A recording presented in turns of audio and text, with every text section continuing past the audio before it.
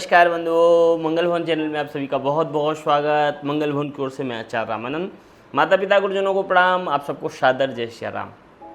मित्रों, आज हम बात करेंगे सितंबर माह के मासिक राशिफल की, और जिसमें आज की राशि होगी कुंभ राशि। कुंभ राशि वालों के लिए यह माह कैसा बीतने वाला है, पूरे माह में आपको नवग्रह किस तरह से फल देने वाला है, और जिसमें आज हम विशेष रूप से चर्चा करेंगे आपके health, wealth, career, married life, education, प्रेम, प्यार, भाग्य, इन सब पे चर्चा करेंगे। लेकिन इससे पूर्व ये बड़ा सुंदर शुभ मुहूर्त है हमारे चैनल को सब्सक्राइब करने का, बेल आइकन का बटन दबाने का। तो प्लीज़ अभी तक जिन्होंने चैनल को सब्सक्राइब नहीं किया है, या फिर जो लोग चैनल पर नए आए हैं, तो उनसे निवेदन है कि चैनल को सब्सक्राइब कर लें, और जिससे कि हमारी दी हुई जानकारी आप तक अपडेट होती रहे। तो आइए हम बिना किसी विलंब की चर्चा आरंभ करते हैं। कुंभ राशि वालों, आपको इस माह के अंतर्गत अगर देखा जाए, आपके अगर हम जो राशि के जो स्वामी हैं वो आपकी राशि में ही गोचर कर रहे हैं, शनिदेव आपकी राशि में गोचर कर रहे हैं, तो इस माह आप पूरी तरह से ऊर्जा से भरे रहेंगे। अगर हम स्वास्थ्य की, हेल्थ की बात करें, तो इम्यूनिटी बहुत ही जोरदार जबरदस्त डेवलप रहेगी, और कहा जाए तो इस मंथ में आपके अंदर एक नई ऊर्जा पैदा होती दिखाई दे रही है। इस मंथ के अंतराल में शनिदेव आपको कहीं ना कहीं मेंटली, फिजिकली पूर्ण रूप से बड़ा स्वस्थ रखेंगे। लेकिन हाँ, एक बात ध्यान रखिएगा, अष्टमेश के कारक कहीं ना कहीं आपके पंचमेश के कारक आपके छठे भाव में रहेंगे। बुध का छठे भाव में होना और मंगल का गोचर मिथुन राशि में रहेगा, तो यहाँ केवल हेल्थ को छोटी छोटी चीज़ें आपको परेशान करेंगी। जहाँ आपको केवल पहली चीज़ ध्यान रखना होगा कि कहीं छोटे छोटे इन्फेक्शंस देखने को न मिले, या कई बार वायरल फीवर्स या इस तरह की चीज़ें आपको देखने को मिल सकती हैं। मौसमी चीज़ें परेशान कर सकती हैं, बाकी कोई मेजर इशू देखने को नहीं मिलेंगे। लेकिन वाहन आदि से फिर भी आपको सावधानी के पूर्वक वाहन आदि को चलाना चाहिए। अगर हम बात करें आपके पंचमेश की, आपके शिक्षा की, तो शिक्षा को लेकर के यह माह आपके लिए थोड़ा सा उथल पुथल भरा रहेगा, क्योंकि कई बार आपका मानसिक, मेंटली कॉन्सेंट्रेट, ये इसमें बहुत ज़्यादा कमी देखने को मिलेगी।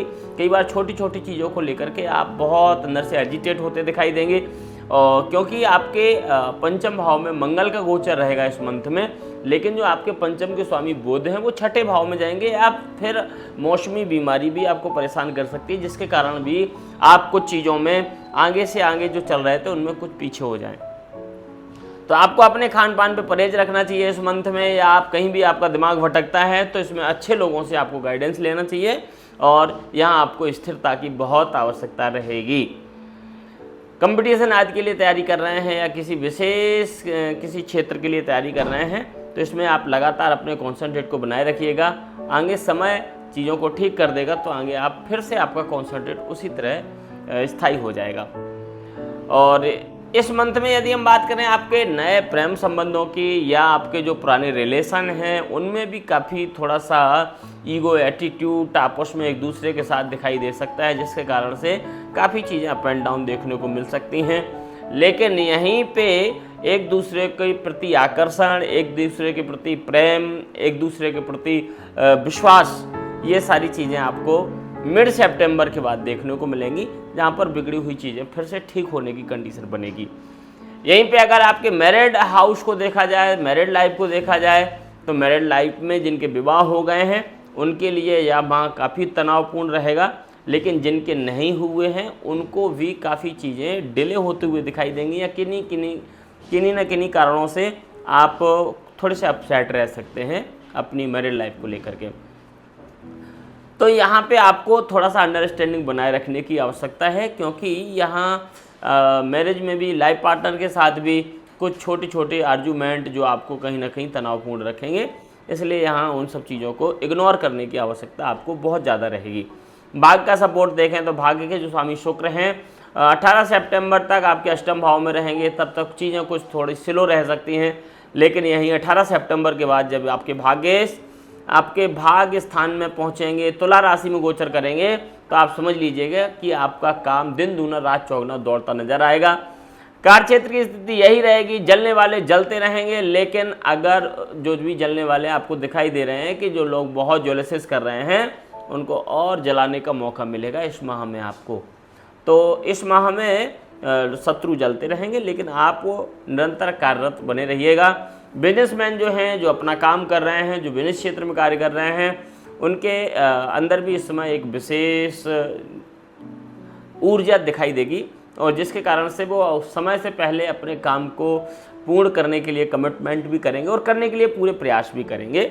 और ऐसा लेकिन मंथ के एंड में निश्चित होता हुआ दिखाई देगा। तो कार्य क्षेत्र में प्रगति निरंतर होती दिखाई देगी। चाहे आप जॉब कर रहे हैं तो जॉब में भी चीज़ें आपके अनुकूल होती दिखाई देंगी और आप एक ऑफिस में अपना एक नया व्यक्तित्व स्थापित करेंगे। ये सारी चीज़ें कार्य क्षेत्र को लेकर के यह माह आपका बहुत ही सुंदर बीतने वाला है। लेकिन मंथ का एंड, फाइनेंस की कंडीशन देखी जाए तो फाइनेंस भी आता जाता रहेगा, लेकिन मंथ का एंड आपका फाइनेंशियल बहुत अच्छा सपोर्ट मिलता दिखाई दे रहा है और यहाँ कोई इंक्रीमेंट, आपकी ग्रोथ भी नज़र आती है और कार्य क्षेत्र में भी आपके अपने बिजनेस में भी काफ़ी रेवेन्यू अच्छा खासा जनरेट होता दिखाई देगा। ये सारी चीज़ें आपके अनुकूल दिखाई दे रही हैं। मित्रों, ये पूरे मंथ की ऐसी स्थिति रहने वाली है, लेकिन इस मंथ को और बेहतर बनाना चाहते हैं तो आप एक चीज़ का ध्यान रखिएगा, एक चांदी का टुकड़ा अपने पास रख लीजिएगा जिससे नकारात्मक चीज़ें आपको परेशान न करें। और इसके साथ साथ शनि देव के मंत्र का जप करना शुरू कर दें। ओम प्राम प्रीं प्रों साह शनिश्चराय नमः, इस मंत्र का जप करें और भगवान शिव की आराधना साथ में करते रहें, जिससे आपके सारे मनोरथ पूर्ण होंगे। दी गई जानकारी ये सब राशि पे आधारित है, नाम राशि, जन्म राशि पे आधारित है। यदि आप अपने जन्मपत्री के बारे में जानना चाहते हैं, अपने कुंडली के ग्रहों के बारे में जानना चाहते हैं, अपने जीवन के बारे में जानना चाहते हैं, तो फिर आप दिए गए नंबरों पर संपर्क कर सकते हैं और मेरे साथ जुड़ करके अपनी कुंडली का विश्लेषण करवा सकते हैं और किसी भी समस्या का समाधान ले सकते हैं। आइए अगले वीडियो में फिर मुलाकात होगी, तब तक के लिए जय श्री राधे, जय श्री श्याम।